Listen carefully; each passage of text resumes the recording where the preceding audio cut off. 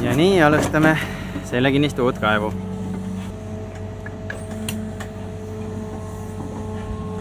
Kuumuse kiht on paks.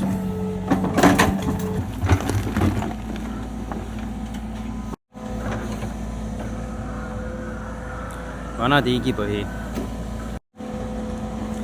Viimaks paistab juba päris pinnas.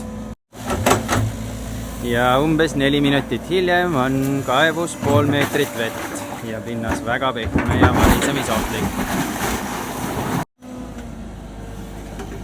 Vesi valla.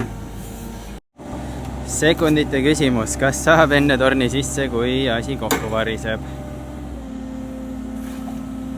Proovime.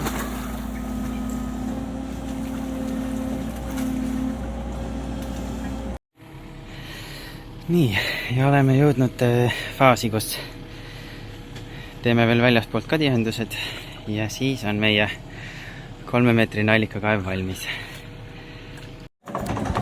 Nii, tund aega hiljem on meie allikakaev valmis. 3 meetrit maapinnani sügavust. Vett on praegu juba 1,5 meetrit.